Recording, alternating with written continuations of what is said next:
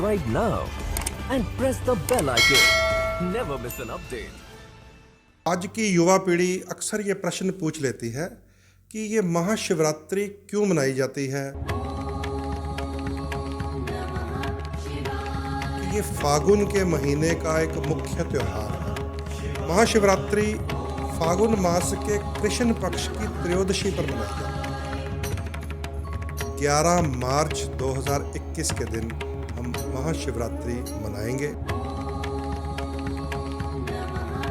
महाशिवरात्रि की 2 कथाएं हैं। एक तो भगवान शिव के विवाह के साथ जुड़ी हुई है और दूसरी भगवान शिव की भक्ति के साथ जुड़ी हुई है।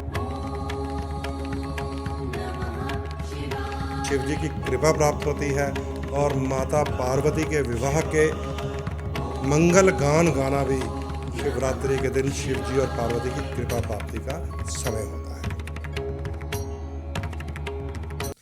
नमस्कार, मैं हूं पंडित राजन शर्मा और आज मैं आपसे बात कर रहा हूं भगवान शंकर के विवाह के विषय में, जिसे हिंदू शास्त्रों ने महाशिवरात्रि का नाम दिया है।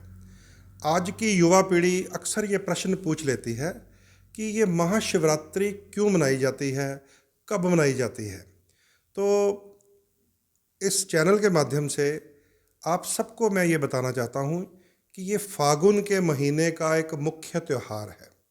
महाशिवरात्रि फागुन मास के कृष्ण पक्ष की त्रयोदशी पर मनाई जाती है। शिव पुराण में ऐसा वर्णन है कि फागुन मास कृष्ण पक्ष की त्रयोदशी के दिन माता पार्वती और शंकर जी का विवाह हुआ था और इस वर्ष 11 मार्च 2021 के दिन हम महाशिवरात्रि मनाएंगे। महाशिवरात्रि की कथा की जानकारी हम सबको होनी चाहिए। महाशिवरात्रि की 2 कथाएं हैं। एक तो भगवान शिव के विवाह के साथ जुड़ी हुई है और दूसरी भगवान शिव की भक्ति के साथ जुड़ी हुई है। तो मैं चाहता हूं कि हमारी आने वाली पीढ़ी को पहले भगवान शिव के विवाह के बारे में जानकारी होनी चाहिए। भोलेनाथ आप सब जानते ही हैं, एक योगी हैं, एक तपस्वी हैं। भोलेनाथ की आयु का किसी को कोई भी ज्ञान नहीं है। शंकर भगवान की उत्पत्ति का किसी को कोई भी ज्ञान नहीं है। भोलेनाथ के एक विवाह, जिसका सती माता के साथ विवाह है, दक्ष की पुत्री के साथ, उसका वर्णन आता है शिव पुराण में कि माता सती अपने पति भोलेनाथ की आज्ञा के बिना अपने पिता के घर चली गई थी और वहाँ जाकर वो अपने पिता से रूठकर अग्नि कुंड में भस्म हो गई। वहाँ पर सती माता जब भस्म हुई तो भोलेनाथ ने माता सती की जो शव है उसे कंधे पर उठाकर सारे विश्व में भ्रमण करना शुरू कर दिया और क्रोध की अग्नि से वो जल रहे थे। तो भगवान विष्णु ने अपने सुदर्शन चक्र से माता सती के अंगों को खंड खंड किया और जहाँ जहाँ माँ सती के अंग गिरे थे वहाँ पर आज शक्तिपीठ है, जहाँ हम सब भारतवासी माथा टेकने जाते ही हैं।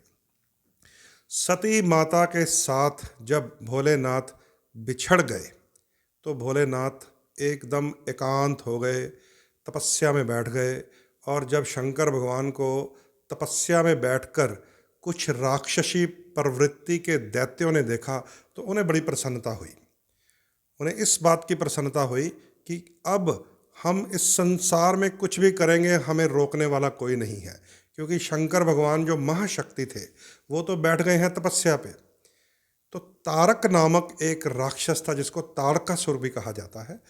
तारक नामक एक दैत्य ने ब्रह्मा जी से वरदान ले लिया कि उसकी मृत्यु शंकर भगवान के पुत्र के हाथों से होगी।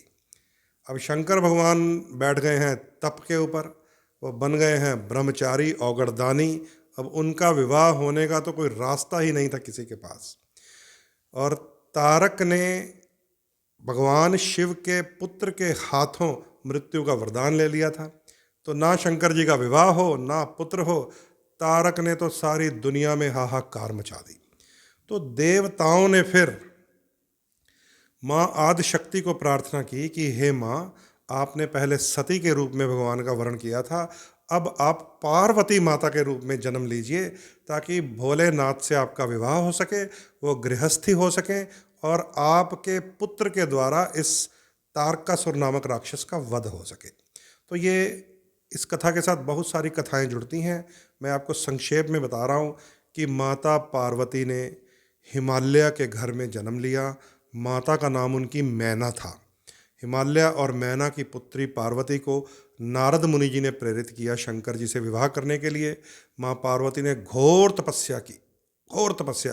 कई प्रकार की परीक्षाएं उनकी देवताओं ने भी ली, लेकिन माता पार्वती ने हर परीक्षा को पूर्ण कर भगवान शंकर के साथ विवाह किया। और ये महाशिवरात्रि की रात्रि जो है वो भगवान शिव के विवाह का बहुत ही पावन अवसर है। शिव जी के विवाह के साथ कई रोचक बातें जुड़ी हुई हैं कि भगवान शिव नंदी बैल पर सवार होकर अलग तरह का रूप बनाकर अपनी ससुराल पहुंचे थे और उनके साथ भूत प्रेतों की टोली थी। तो कई सुंदर घटनाएं हैं, कई रोचक कथाएं हैं।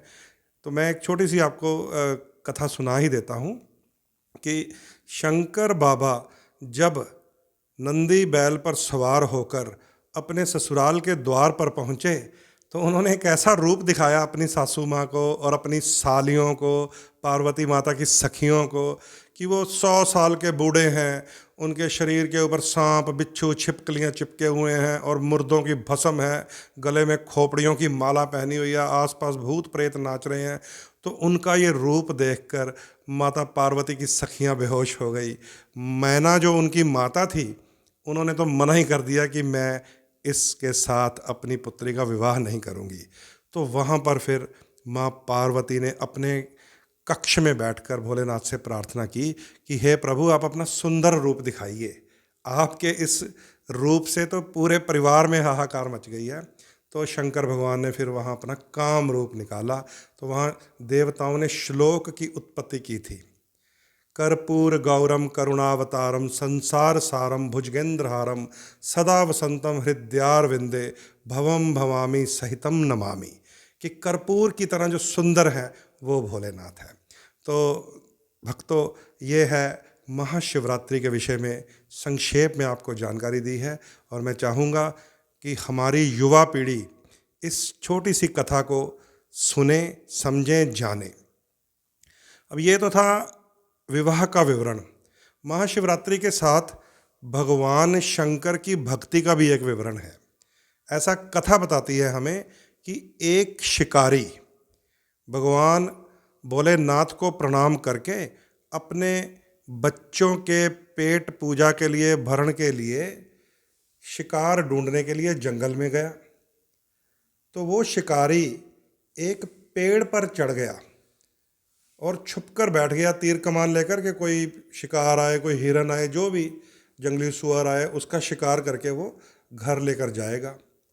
तो जैसे ही वो पेड़ पर चढ़ा एक पत्थर के ऊपर पैर रखकर, तो वो असल में शिवलिंग का पत्थर था। जहाँ लोग पूजा करते थे वो घास फूस से ढका हुआ था। तो शिवलिंग के पत्थर पर पैर रखकर जैसे ही पेड़ पर चढ़ा, पेड़ से कुछ पत्ते झड़कर उस पत्थर पर गिर गए। वो पेड़ था बेलपत्री का, जो शंकर भगवान को सबसे अधिक प्रिय है, और वो उसे साधारण पत्थर समझकर उस पर पैर रखकर चढ़ गया। अब वो इंतज़ार करने लग गया किसी शिकार का। दूर से उसको एक हिरनी दिखाई दी। हिरनी जब दिखाई दी तो उसने अपना कमान चढ़ाया हिरनी को मारने के लिए। हिरनी ने उसे देख लिया कि अब मेरी मृत्यु सामने आ गई है। उसने शिकारी से प्रार्थना की कि हे शिकारी, मेरे गर्भ से इस समय किसी संतान उत्पत्ति का समय हो रहा है, कृपया मुझे तुम बख्श दो, मुझे छोड़ दो, अन्यथा मेरे साथ मेरे गर्भ में मेरा बच्चा भी मर जाएगा। तो शिकारी ने कई बार सोचा कि अब मैं तो अपने बच्चों के लिए लेने आया हूँ, भरण पोषण के लिए, अब ये भी मुझे प्रार्थना कर रही है।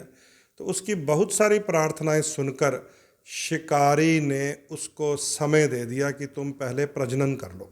वो दोबारा फिर उसी शिवलिंग पे पैर रखकर फिर पेड़ के ऊपर चढ़ गया। तो इसी तरह 4 बार ये घटना हुई कि 4 बार वो शिकारी उस शिवलिंग के पत्थर पे पैर रखकर पेड़ पर चढ़ता था। पेड़ से कुछ पत्ते झड़कर शिवलिंग पर अपने आप चढ़ जाते थे।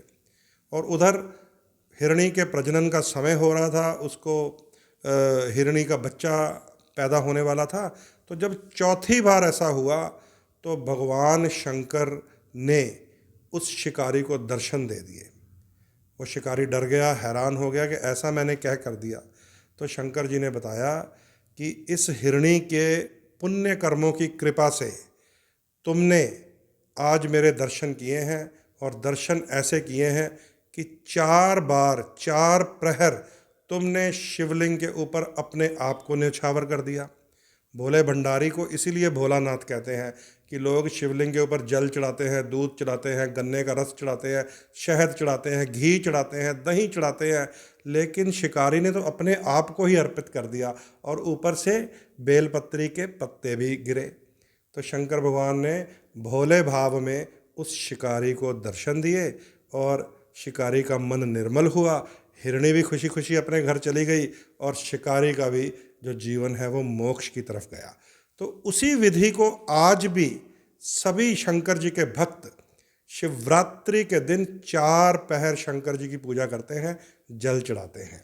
तो ये भक्ति भाव भी आपने समझ लिया, शंकर जी के विवाह की कथा भी आपने समझ ली। और एक बात आप समझ लीजिए, एक प्रथा लुप्त होती जा रही है हमारे देश में।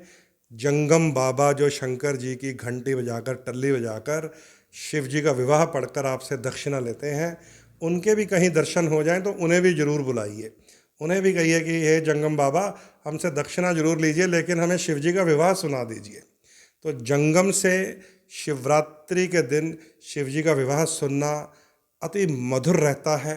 शिकारी की तरह 4 पहर शंकर जी को जल चढ़ाकर पूजा करना शिव जी की कृपा प्राप्त होती है, और माता पार्वती के विवाह के मंगल गान गाना भी शिवरात्रि के दिन शिव जी और पार्वती की कृपा प्राप्ति का समय होता है।